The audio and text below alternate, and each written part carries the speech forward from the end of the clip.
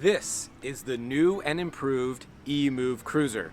And in this review, we're going to talk about the 4 unique upgrades that made what was already one of the best long-range electric scooters even better. Those upgrades include semi-hydraulic brakes, an IP67 water resistance rating, an LG battery, and tubeless pneumatic tires. This is Chuck with Electric Scooter Guide, the industry-leading source for unbiased electric scooter reviews. If you want us to keep making more electric scooter videos, make sure to subscribe to our channel, and if you like this video, give it a thumbs up. So the one big thing about this scooter that's really different, and something that's different than basically any other scooter out there except for the boosted rev, is its water resistance rating, which is an IP67 rating. What it really means is that you can submerge it in 1 meter of water.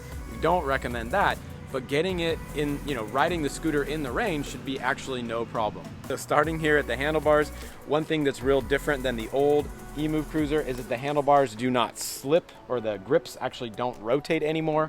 You can if you really try hard, but they're not rotating out of place on their own. The brakes are new and improved. Of course, they are semi-hydraulic, and so you've got the front on the right hand, the rear on the left hand. They've got a real smooth activation to them, and you can see down there, they've got a real big brake caliper, so it's nice and smooth and easy to pull down. No problem at all. The display is still a finger kind of trigger style throttle like this, which we don't love as much as the thumb style, but this is generally what you'll find on most every electric scooter. There's one kind of hidden feature that a lot of people don't know about that's on this one and many more, is actually a USB port, and I plugged it into my phone, and I think it's around 2 amps, which is actually not too bad. It would charge my phone in about 3 hours, so you can plug in a USB cord right here, and if you've got your phone mount, you can actually have that plugged into your phone while you're riding if you need your phone out for directions or whatnot. Also new in this model is a voltage kind of ignition switch. So you can see here, you've got a key. So you got the key here, and you can plug that in right here.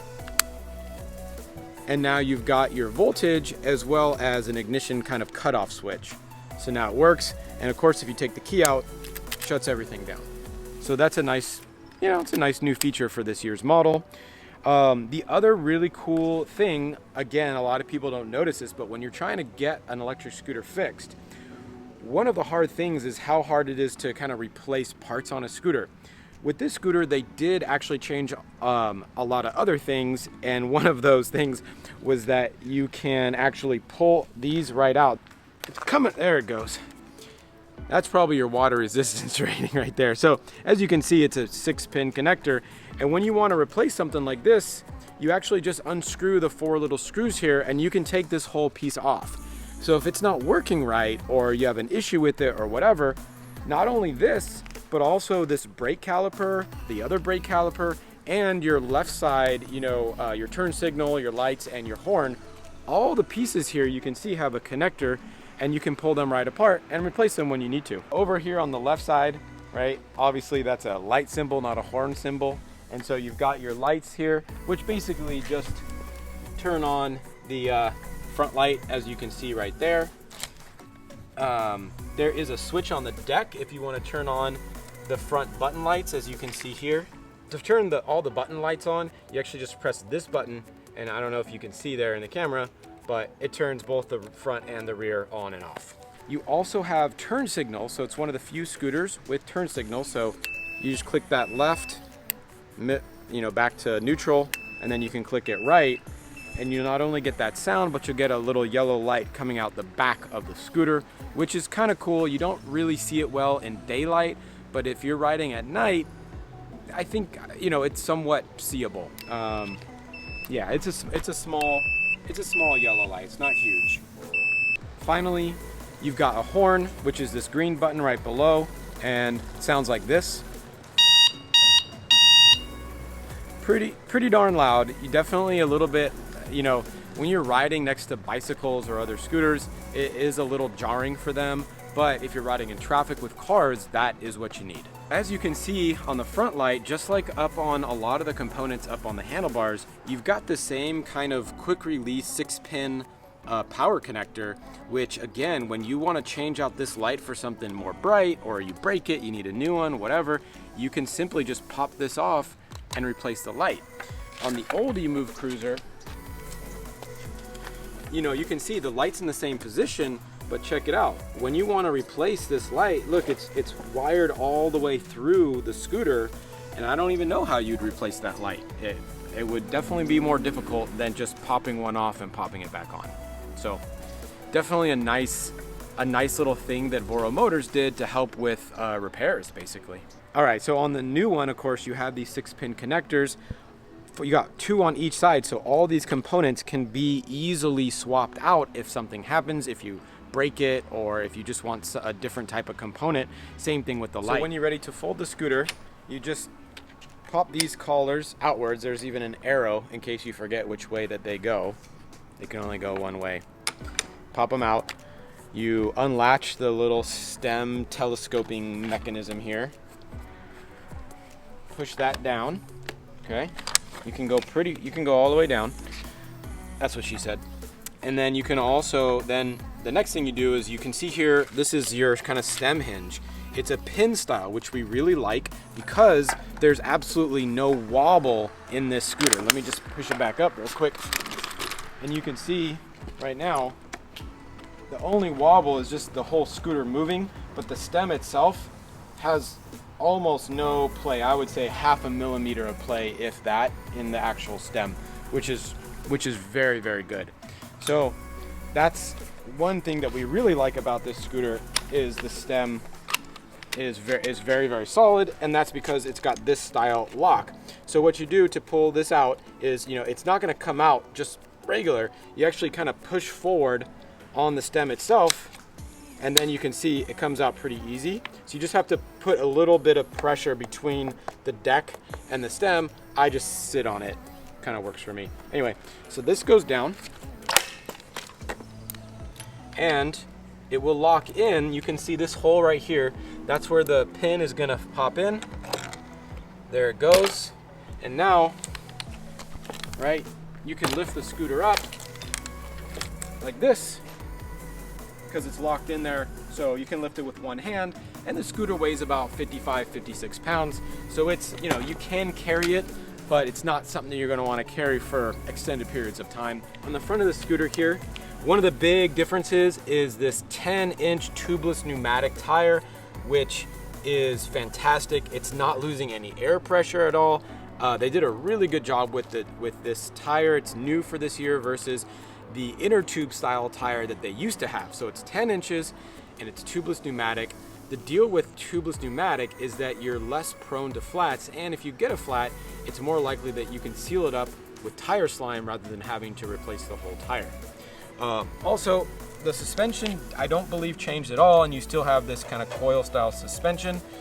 And then here on the left, you can see, we should clean this a little bit, but you've got the semi-hydraulic brakes here on the left.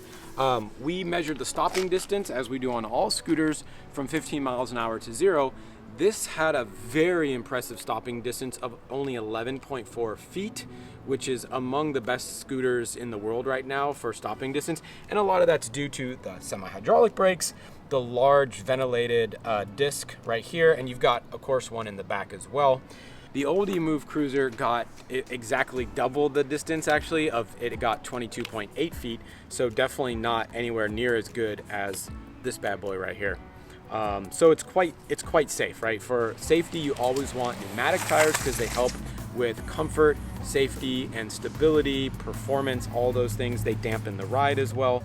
And then you also want good suspension. That also does help for safety, especially when you're going over a little bump in the road. And then finally, you want really good stopping distance, which this scooter has. The only thing really missing from the scooter in terms of safety is a higher mounted front light. So it's got the rear lights, got 3 of them. It's got 3 in the front, but if you want to be extra safe, which you do, you're going to want to put a high mounted front light, and we have a link in the video description to our favorite light, which is it's a rechargeable. It's 750 lumens. It's really good. So as you can see here also in this area, you can lock up your scooter pretty easily because there's all these different loops to put either a U-lock or a cable style lock or even a link style lock. All of them will work with this type of lock, and so it's quite convenient and better than many scooters out there. Moving down to the deck is really big and really comfortable. It's actually 23.5 inches long by 10 inches wide, so there's plenty of room for you to spread your feet out. Here I can even kind of show you what it looks like with someone with 9-inch shoes. You've got a good amount of distance. So the front one can go there. The rear one, a good comfortable position is like this. And you know, you got your feet spread pretty far apart, which is really nice when you're going fast, you're accelerating, you're braking hard. You do want your feet a little bit further apart, and this scooter allows you to do that. All right, so in the deck, you've got a 1560 watt-hour LG battery. That is an upgrade, not in size, but in battery type from the previous version. What that does for you is it gives you a massive range of 50.3 tested miles. So we did our range test on this scooter as we do on all the others. The previous record, eMove Cruiser had the record, the old one with around 30 miles. Then we tested the Wolf Warrior, that got 42 miles. When we got this blew all of them away with 50.3 miles of tested range. Quite good. In the back wheel is where the rear motor is located. It's a 600 watt nominal, 1600 peak watt motor. So it gets really good efficiency, but when you need it, it also can put in a little burst of power. That's why its 0 to 15 time is actually really good. It did quite well on our 15 mile an hour acceleration tests. It beat out a lot of scooters that are, again, around the $1,000 range. But when you get closer to the $1,399 range, which this scooter is, that's when you get into dual motor scooters. And this scooter is definitely not as fast as those, but it still got up to 15 miles an hour in just 3.4 seconds. We also do a hill climb test where we're climbing up from a stop a 10% average grade hill. This scooter completed that test in just 11.4 seconds. Again, both of those marks beat out the old eMove Cruiser, which was totally capable before. It's not going to beat scooters like the Nan Robot, or if you go up in price, the Mantis or 10X, but this is a cruiser, it's not a racer.